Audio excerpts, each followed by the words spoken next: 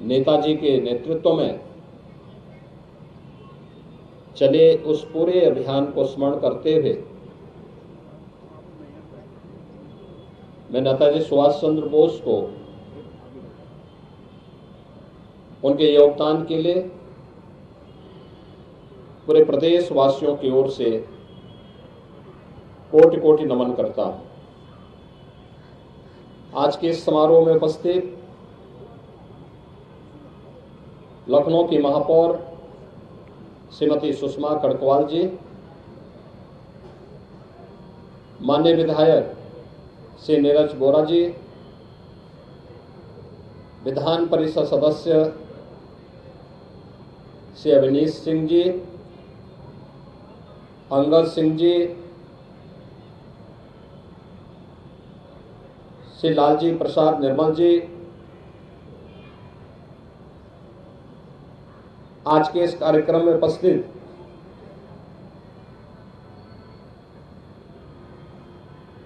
श्री गौरव शुक्ला जी, अशोक कुमार भार्गव जी, रोहित खत्री जी, माननीय विधायक श्री अमरीश कुमार जी, विधान परिषद सदस्य श्री रामचंद्र प्रधान जी और उपस्थित सभी नेताजी के प्रति श्रद्धा और सम्मान का भाव रखने वाले मेरे युवा साथियों, पूरा देश भारत माता के इस महान सपूत को, जिन्होंने अपने व्यक्तित्व और कृतित्व से आजादी के आंदोलन को एक नई दिशा दी थी, और कोई अतिशयोक्ति नहीं कि नेताजी भारत की आजादी के पूरे अभियान के दौरान एक महानायक के रूप में हर भारतवासी के लिए बड़े श्रद्धा और सम्मान का स्थान रखते हैं। वर्ष 2021 में नेताजी के योगदान के प्रति कृतज्ञता ज्ञापित करते हुए आदरणीय प्रधानमंत्री जी ने 23 जनवरी की तिथि को पराक्रम दिवस के रूप में मनाने का निर्णय लिया। नेताजी हर भारतवासी के लिए एक प्रेरणा है।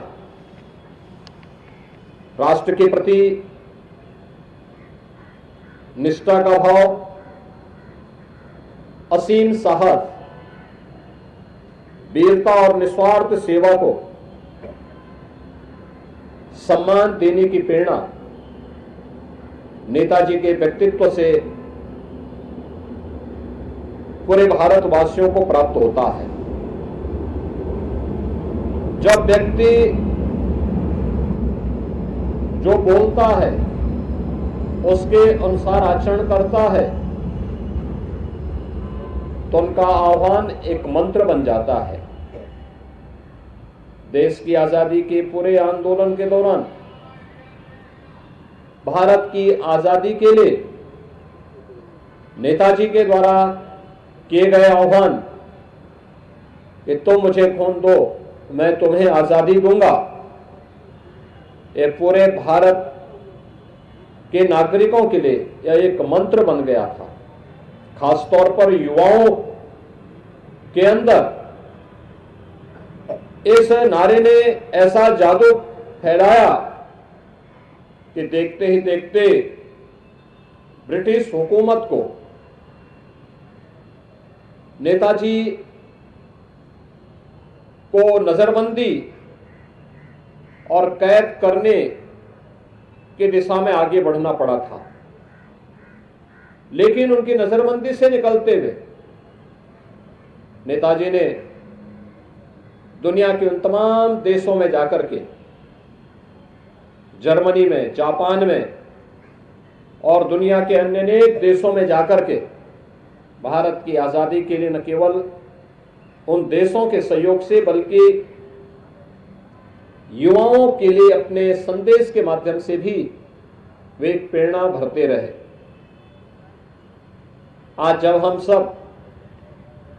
नेताजी सुभाष चंद्र बोस की इस पावन जयंती कार्यक्रम के साथ जुड़े हुए हैं, स्वाभाविक रूप से बहुत सारे प्रश्न आज की युवा पीढ़ी के मन में आ रहे होंगे, क्योंकि अक्सर हम देखते हैं कि हर व्यक्ति अपने स्वयं के कैरियर के प्रति चिंतित होता है, लेकिन देश और समाज के सामने जो चुनौतियां हैं, उन चुनौतियों की अपनी चुनौती मानने से वह बचने का प्रयास करता है। नेताजी सुभाष चंद्र बोस उस समय की सबसे प्रतिष्ठित सिविल सर्विसेज की सेवा में चयन होने के बावजूद उन्हें विदेशी हुकूमत के अधीन सेवा करने में परहेज था, इसलिए उन्होंने नौकरी छोड़ी। भारत माता की स्वाधीनता के लिए उन्होंने अपनी नौकरी को तिलांजलि दी। यही नहीं, वह एक ऐसा कालखंड था जब साधन के अभाव थे, यह देश गुलाम था, तमाम प्रकार की आपदाएं थी, गुलामी तो थी ही, आपदाएं भी थी। कभी प्लेग की बीमारी फैलती थी, कभी सूखा और अन्य तमाम प्रकार की चुनौतियों का सामना देश को करना पड़ रहा था। उन स्थितियों में सेवा भाव कैसे होना चाहिए, इसकी भी मिसाल उन्होंने अपने उस समय के युवाओं की टीम के साथ मिलकर के बंगाल और देश के अन्य तमाम क्षेत्रों में जाकर के उस प्रकार के अभियान के साथ जुड़ करके युवाओं के लिए एक नई प्रेरणा अपने संवेदना के माध्यम से भरने का कार्य किया। और जब विदेशी हुकूमत से देश को स्वाधीनता कराने की बात आई, तो उस पूरे आंदोलन में बढ़ चढ़ करके भाग लेकर के कौन व्यक्ति साथ है कौन नहीं है इसकी चिंता किए बगैर उन्होंने इस पूरे आंदोलन को नेतृत्व प्रदान किया। आज यही कारण है कि देश जब भी युवा पखवाड़ा मनाने की बात करता है,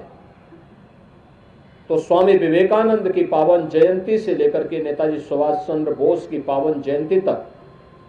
इस पूरे कार्यक्रम के साथ जुड़ करके युवाओं को एक नई प्रेरणा इससे प्राप्त हो, वे राष्ट्र धर्म के लिए अपने आप को समर्पित भाव के साथ जो चुनौतियां हमारे सामने हैं, जाति की, मत और मजहब की, क्षेत्र और भाषा की, इससे ऊपर उठ करके हर नागरिक का एक ही धर्म होना चाहिए, वो राष्ट्र धर्म है, और राष्ट्र धर्म के प्रति पूरे समर्पण भाव के साथ कार्य करने की प्रेरणा नेताजी सुभाष चंद्र बोस का महान व्यक्तित्व हम सबको प्रदान करता है। आज के इस अवसर पर एक बार फिर से नेताजी सुभाष चंद्र बोस की महान सेवाओं के लिए कृतज्ञता ज्ञापित करते हुए मैं उनके प्रति प्रदेशवासियों की ओर से कोटि कोटि नमन करते हुए अपनी वाणी को विराम देता हूं। धन्यवाद। जय हिंद।